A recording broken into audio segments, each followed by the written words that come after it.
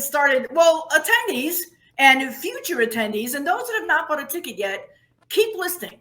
Once again, I'm going to continue with our get to know our speakers, and I'm super honored and privileged to have one of my dearest friends, and I'll be honest with you, one of my best friends in the industry, Meredith, is joining us. Now, as we mentioned before, we're not going to talk a lot about bios.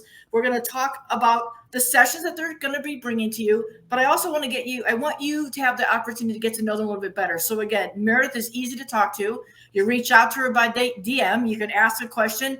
The more information you give Meredith before she comes to the conference, she will take notes and she will have tidbits and she will seek you out if you don't seek her out, and she will help you with the struggle. Now, it's not going to be a full-blown one-on-one session, but she will help give you those little steps to get you going on what you need to do. And as a reminder, this year at the conference, there is a speaker room. So the speaker is going to be able to go in and they're going to be able to mingle and be in there. So when you can't get that question on stage, because as the MC, I make these speakers stick to a strict timeline, you're going to be able to ask that question a little bit later, but throughout the conference. Meredith will be with us throughout the entire conference. She and I are from the belief that that's why we're here. We learn just as much from you, if not more, than you do for us. So without further ado, welcome the former college art professor turned wedding destination, award-winning destination photographer, Meredith, on the other side of the camera for you all. So welcome, my friend. Thank you. It's so nice to chat with you.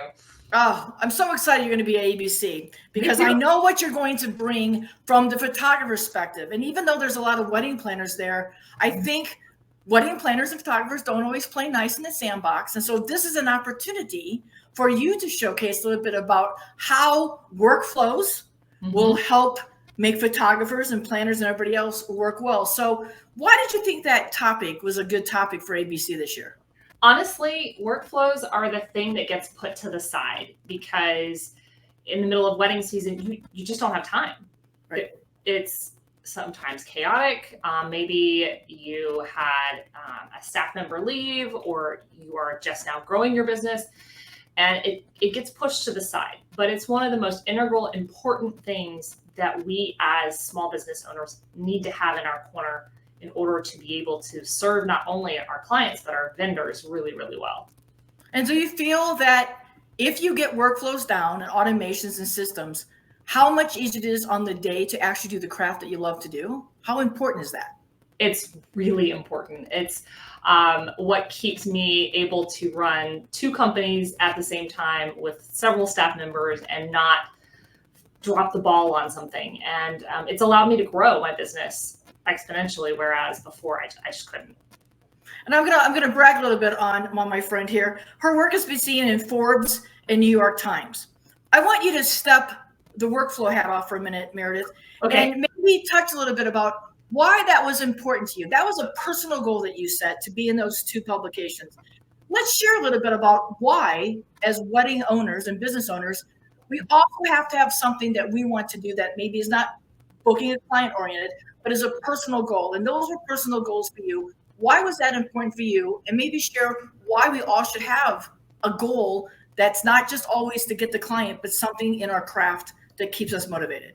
Yeah, those are two of three publications that I grew up reading, grew up watching my family read, and that really, as someone who has an academic background, was a goal for me to be published. And my third one has not happened yet, so I'm crossing my fingers. That's my next goal. But I think it pushes us when things are hard. I think it helps us to have something beyond just, okay, we booked a client, great, yay, out externally outside of the day-to-day. And so for me, that was a really big deal and something that helped to propel me forward mentally to the next thing and the next thing. And as a photographer and been doing this for many years, ABC has people that have been less than 1 year, 2 years, 3 years. There's a lot of those. To people that have been in business 20 plus years, 30, 40 plus years. So when you come and chat and share your workflow system and your presentation, everybody at every level is going to learn something. What's some key takeaways that they should be prepared to take away with? And do you need them to bring you something? Like, what would you like them to do? Like, should they look at the workflows and maybe come with a couple questions about how to improve it? Give the listeners an insight about how to best prepare to hear your presentation. Yeah. So it's hard for us to sometimes see that someone outside of our genre, a floral designer, a orchestra company, that they would understand where we come from. But at the heart of it, we're all small business owners. We're all working in the wedding industry. And so as long as I've been doing this, I'm able to take the photography hat off for a little bit and say, these are best practices from an efficiency standpoint. These are best practices that serve all of the vendors and your client as well. Having done that for a symphony and an orchestra in the Northeast, having done that for other photographers and floral designers and planners and help them build a custom workflow. The things that they're going to need to come with to really be successful in the class that they have with me is being able to say, I know what I currently do in my process, in my systems. The biggest thing I see people come into these classes and not know is, well, what happens after you get an inquiry? And they go, well, I think we do this, or I'm pretty sure we do that. And it tends to be what they wish they were doing, what in an ideal situation they could be doing, but it's not the reality. And that's where the breakdown happens and businesses struggle, is when they don't reconcile between the two. So understanding what you're actually doing as a process before you come to class is going to be really, really helpful and instrumental in getting the most out of it. And not that we as speakers or educators have all the answers, but we have worked on these systems and we have implemented them, and this is what works for us. So share a little bit about, and I know you wear many hats and you represent some other companies, but explain a little bit about why you need to have a process that fits where you are now and where you want to go, and why a workflow needs to be customized for you. It can't be modeled after the studio down the street or across the country. Explain a little bit about why workflows really need to be customized. That will help you grow. Do what you need to do now, but put them in, and not, again, as I had Carrie on earlier, and she talked about buying a 297 bundle and nothing works, right? Same thing happens here in workflows.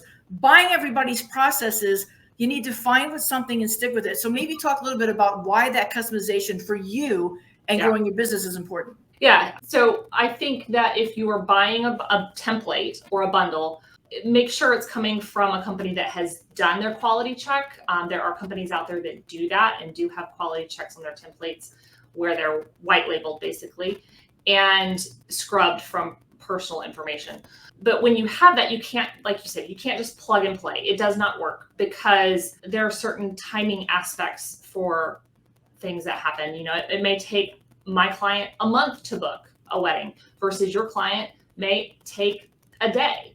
And so that workflow is built out based on what you already know about your business and about what it is that you do. And so there's an aspect of really understanding that in order to build that workflow out. And the reason I say it's so important to know where you are in order to go where you want to be is because oftentimes we do things in our business without knowing it that's really irritating our vendors or irritating our clients. And so that's something I'm going to actually walk through with everyone, is looking almost like a detective into your workflow to figure out, what am I doing that's actually losing me money, losing me sales, and causing me to not have referrals because maybe you have over automated something. And so it's doing things it shouldn't be doing. And also keeping the personality of yourself in. Sometimes you don't need part A, B, C, and D. Like if you're never working, let's just say you're never going to be working in South Africa, but you bought a template that says, when working in South Africa, this is what you need to do. We don't need to do that. No. So I want to shift gears a little bit. And for those listening that might not be a wedding planner, I want you to share a little bit, because you speak in and outside the industry. You speak both photography, you speak a lot of business consulting, business growth.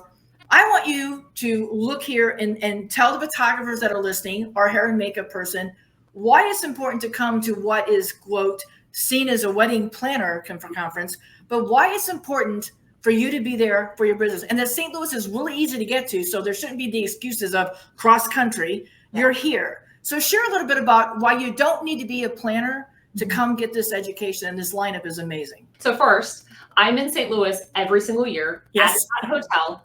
It is one of my favorite hotels in that area. It's gorgeous, and it's got a lot of fun things around that area for it. So do not miss that for a minute. As far as if you are not a planner and you are looking at this as a potential investment into your education, I learned the most when I stepped out of my photography industry. I love photographers. I love my community of photographers, but when we only learn from people that are doing the same thing as us, we become so like everyone else. We're all a bunch of apples, and you can't tell the difference from one to the other. And that's really sad when we're each individual unique beings who have crafted and created a unique business. So stepping outside of that comfort zone as a hair and makeup artist or as a floral designer, you're going to see different aspects of things you wouldn't see somewhere else. And that's going to actually help you to grow and connect with other individuals that are in that same trajectory as you. And that goes back to your workflow. You know, how many times has photographers especially said, well, how did you hear from us? Well, I don't know. I thought I saw on the internet. And then if we as photographers especially are sending out the same, hi, congratulations on your engagement.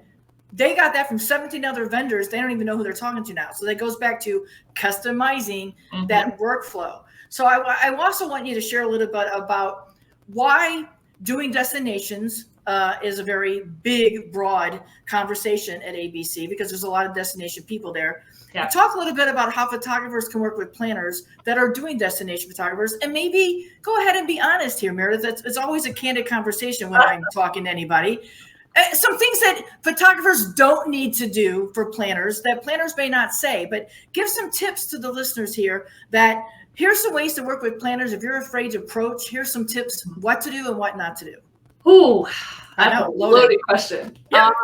I would say, first of all, stop sending gifts. Just stop sending the candles. I say that from someone who has made that mistake early on in my career.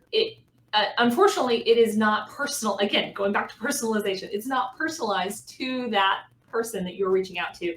It is tantamount to a cold call. We all hate those. So don't do it. It should be relational. It should be servant-hearted focused. So if I am reaching out to someone, it is never egocentric. It is meant to be, I love their work. I love what they stand for. I've heard really good things about them. And I want to know them as a person. And if we work together, great. If we don't, guess what? I have another human being in the wedding industry that is just an amazing person. They can share the woes and the tribulations of all the crazy clients. Exactly. Did you hear about this one? Yes. As a matter of fact, I got an email from that same person. No, right. I love that. And I mean, we've been in the same market for a long time, and our paths continue to cross. And we've seen that we have two different clienteles, but we can talk about the same situation that they're going for. And I think that's another thing that this whole community over competition, I don't always agree with that, because I believe that we are our own competition. We get in our own way, but building relationships. And this conference at ABC is about relationships. Erin and her team have put in so much little extra activities. She's put in time for you to meet. Like I said, there's an implementation room where you're going to be able to go in and talk to somebody and say, how did I get this done? How did I make this work? And you're able to walk into the speaker's room and continue talking.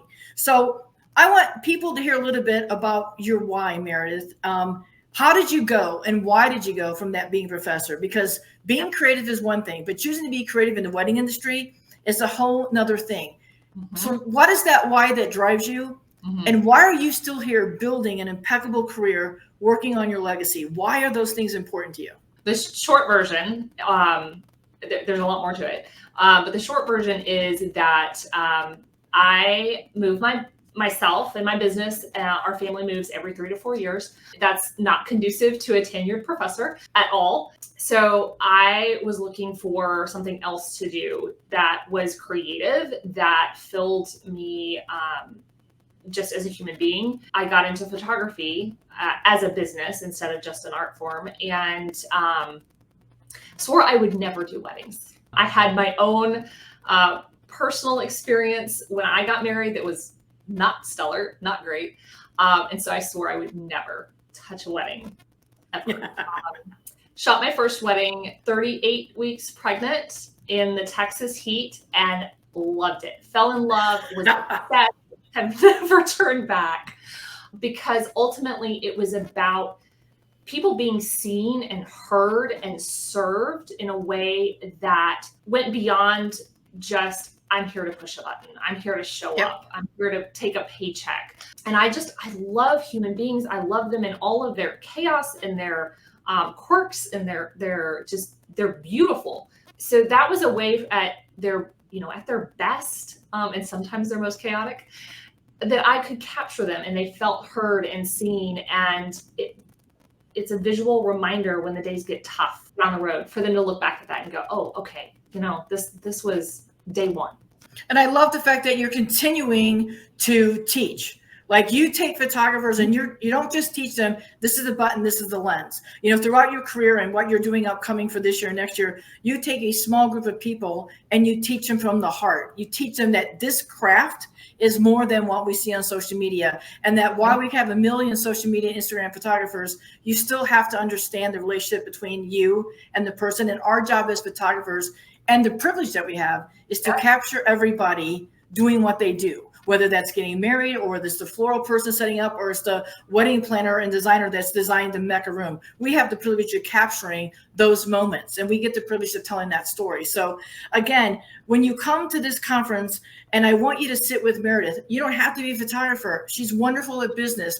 But I also want you to ask about the photography questions. If you're a wedding planner and you're struggling with photographers, this is a perfect opportunity to say, what can I do better for my photographers? How can we all help everybody be set up and be successful? So I can't wait for you to meet Meredith. I can't wait for you to spend some time with her.